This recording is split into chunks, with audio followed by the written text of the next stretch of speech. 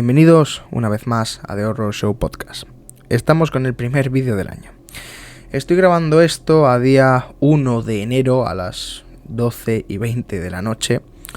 Estoy bien, no he muerto, la resaca no ha podido conmigo. Bebí Jägermeister, me impresiona seguir vivo, o sea, no considero que alguien que beba Jägermeister con Red Bull debería sobrevivir muchos años, pero bueno, 23 es sumando.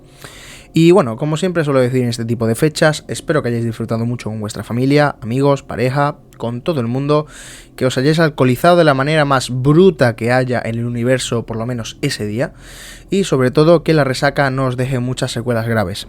Y si os las deja, pues nada, id al ayuntamiento y pedid una paga, que para algo está el Estado tocando los huevos todo el año.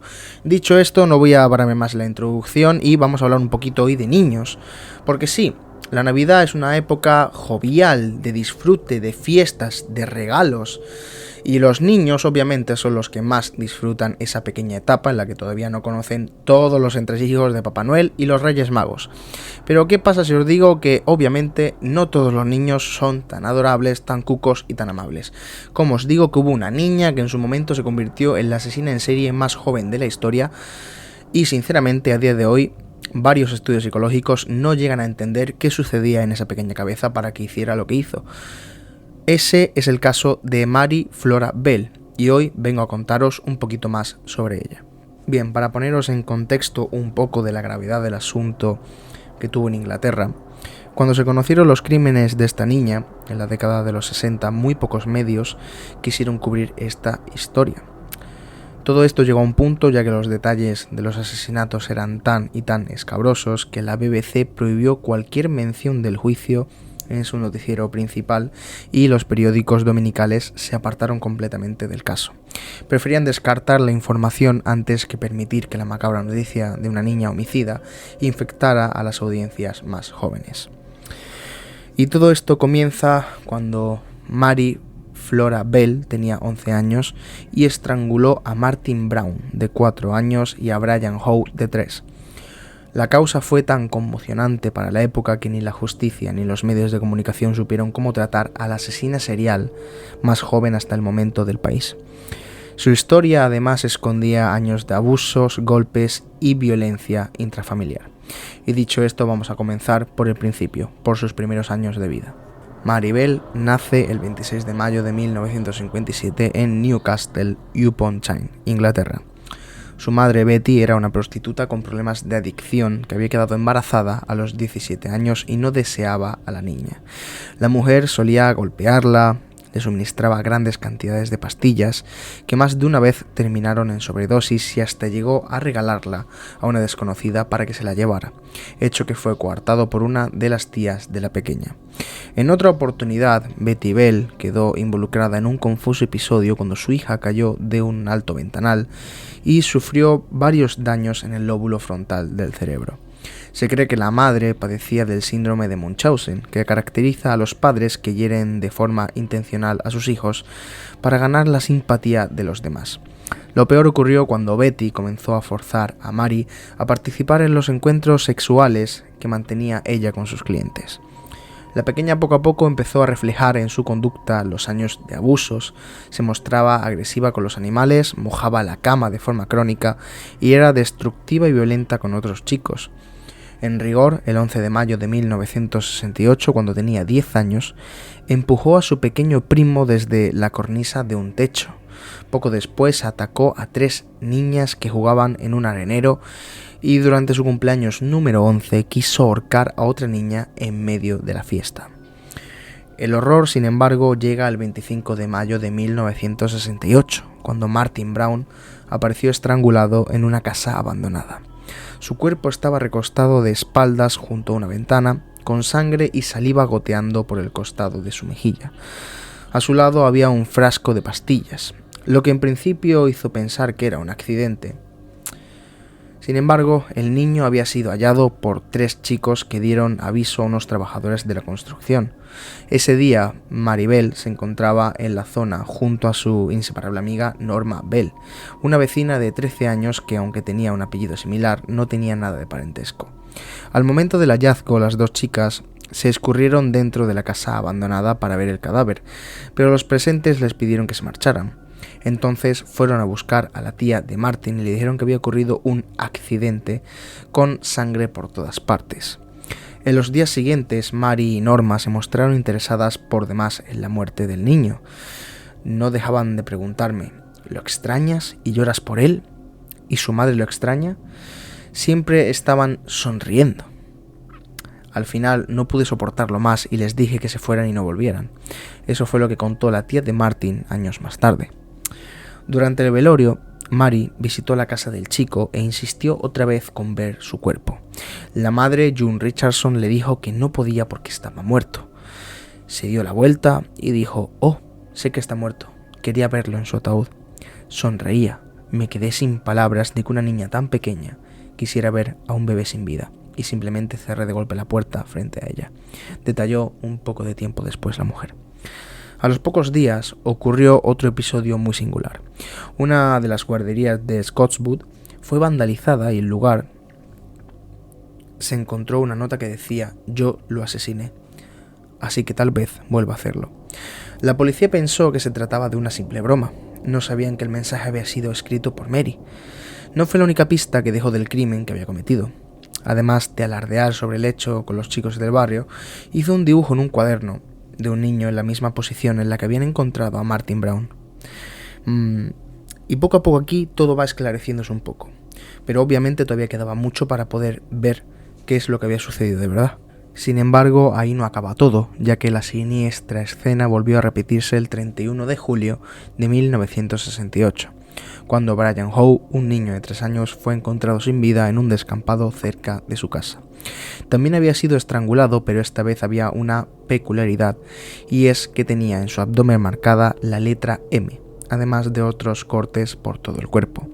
A su lado, su asesino había dejado unas tijeras rotas. El niño había desaparecido horas antes y las dos amigas se habían ofrecido impávidas a buscarlo por el barrio. Nadie recaló en estas angelicales preadolescentes que parecían vivir el episodio con emoción. Las primeras sospechas de los investigadores comenzaron cuando, al interrogarlas, Mary mencionó unas tijeras. La presencia del objeto cortante era una prueba confidencial, pero lo describió a la perfección.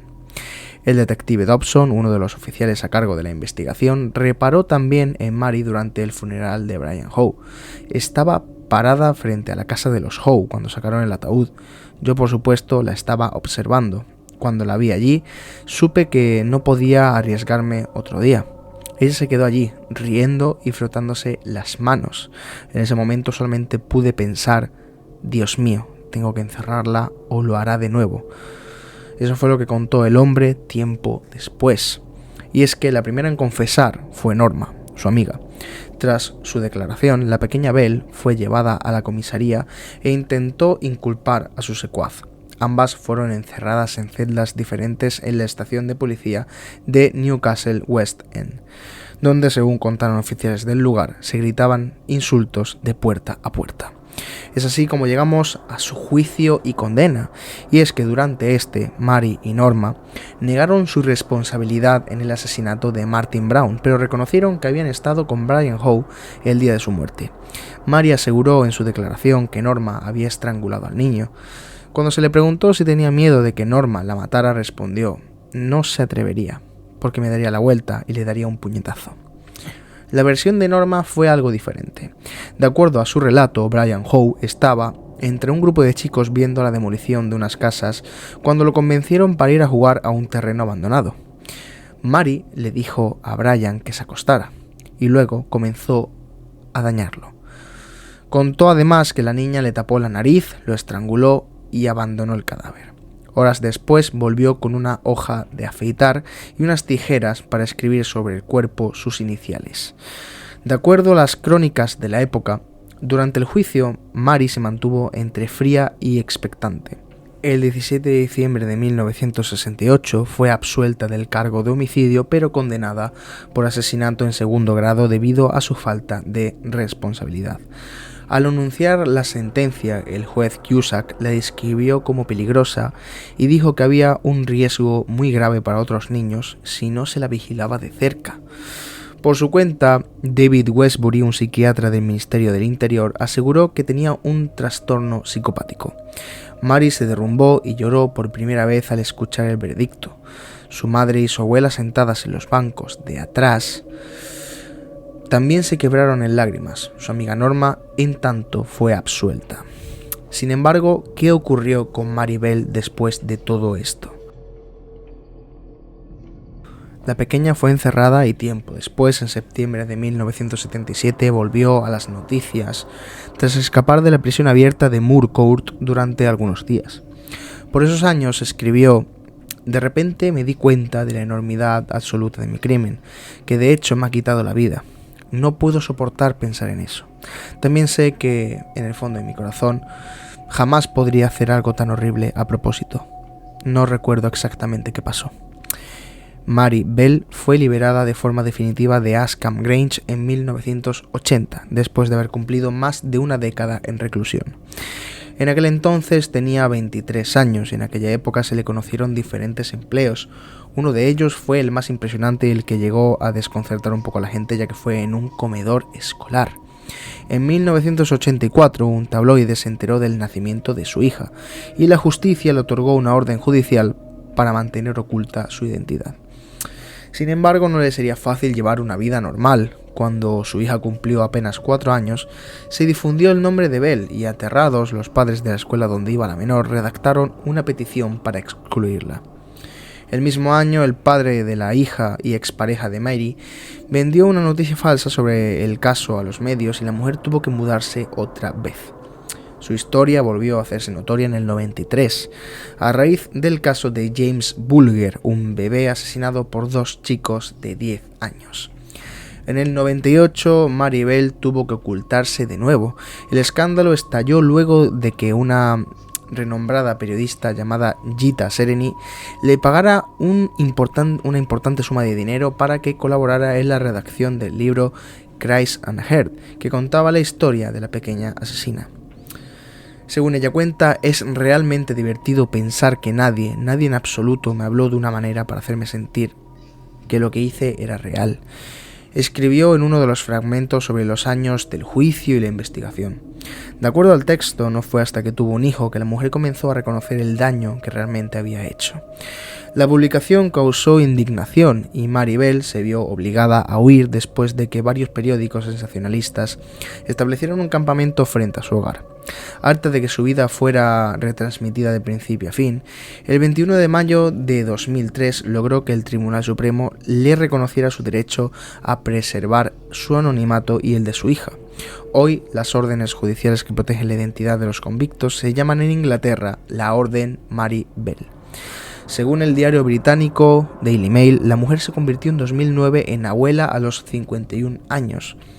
June Richardson, la madre de Martin, que falleció en 2013, habló entonces con los medios y fue muy contundente. Espero que cuando ella mire a su nieto, recuerde a los 2 que asesinó. A ver, sinceramente, mi opinión sobre todo esto, yo diría que creo que es la más lógica, ya que teniendo en cuenta que creo que el punto en el que tú tienes todos los datos, toda la información y sobre todo todas las pistas y apuntes que hacen ver que esa niña sí podía tener perfectamente problemas de psicopáticos, problemas de antisocialidad. Creo que eso no quita el punto en el que obviamente sabes que todo lo que hizo lo hizo con una conciencia completamente segura de lo que ocurría, de lo que hacía y de lo que podía generar. En ningún momento esa niña demostró un mínimo de arrepentimiento durante todo el juicio. En ningún momento esa niña durante todo el juicio trató de defenderse de lo que ocurrió. Simplemente trató de echar mierda a su compañera sabiendo que ella no tenía tanta forma de defenderse al ser una secuaz. Creo que eso ya te indica bastante que a pesar de ser una niña, todo lo que hizo y todo el daño que llegó a generar es algo que ella sabía. Es algo que ella no tuvo duda en hacer y sobre todo no le tembló el impulso para estrangular a 3 niños más pequeños que ella, sintiéndose superior. Obviamente puedo entender el punto por el que la fiscalía pudo entender que tras años de abusos con una madre que no quería a esa niña, con una madre que aparte de ejercer la prostitución era una toxicómana, pues obviamente no fue lo mejor para su desarrollo mental ni para su desarrollo como una persona funcional. Pero sin embargo creo que no quita el punto de que a pesar de todo aquello sabía perfectamente dónde se metía, cómo lo hacía y el daño que podía hacer, además de esa parte tan cruel, tan sádica y tan poco empática de ir a la madre o a la familia del niño o niña que había asesinado y decirle tan tranquilamente que quería ver el cadáver y reírse al decir sé que está muerto. Ese tipo de cosas yo creo que ya te dan a entender que por mucho que sea un niño debería tener más tiempo entre rejas. Puede ser que sí, que en esos 10 años se reformara, pero sinceramente no entiendo después su punto de querer ser una persona anónima. A fin de cuentas, tienes que apechugar un poco con lo que has hecho. Son 10 años de reclusión que sinceramente para mucha gente deberían haber sido muchos más. Para colmo, tratas de esconderte de todo el foco y de todo lo que has hecho, alegando que quieres vivir una vida tranquila, pero sin embargo no piensas en ningún momento que esas familias a quienes tú le arrebataste un hijo posiblemente no vuelvan a tener una vida tranquila jamás. Entonces, a fin de cuentas, concuerdo enormemente con el comentario de June Richardson diciendo que ojalá cada pequeño instante que hayas visto a tus hijos y a tus nietos a lo largo de tu vida, te acuerdes perfectamente de aquellos a quienes tú quitaste la vida por simple diversión.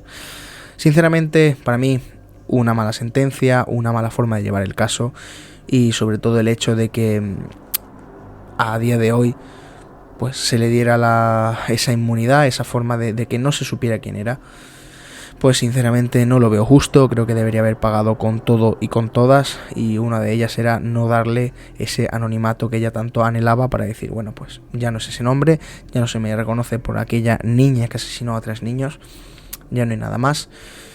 Creo que está muy mal hecho en parte por todo el sistema judicial en esa época, pero a fin de cuentas el caso ya pasó. A día de hoy posiblemente muy poca gente se acuerde de esta mujer y poco más que decir. Espero que os haya gustado este caso. Yo sinceramente al sacar la información fue un caso, diría yo, muy crudo por el hecho de que es un niño y de que nunca piensas que un niño pueda tener esa crueldad y esa sangre fría para hacer según qué cosas y sobre todo para tratar o hacer las cosas de según qué forma, ¿no? Esa forma tan cruel, tan poco empática, que parece más de una persona mayor que de un niño pequeño con lo que tiene que pensar un niño pequeño, ¿no? Poco más que deciros, espero que os haya gustado el primer vídeo del año. Voy a traer un par de vídeos más, desde gameplays, una tertulia, películas de miedo que dan risa, el próximo podcast, así que este mes posiblemente haya mucho movimiento en el canal. Bueno, espero que este y los 12 del año que entra. Feliz año nuevo, un poco tarde, pero feliz año nuevo. Espero que cumpláis todos vuestros propósitos y, como siempre digo, The Horror Show Podcast se despide, pero no sin antes deciros que miréis muy bien cada pequeño rincón de vuestro cuarto, ya que puede ser que cuando apaguéis las luces antes de iros a dormir alguien os vigile. Esto ha sido todo, nos vemos en el próximo vídeo.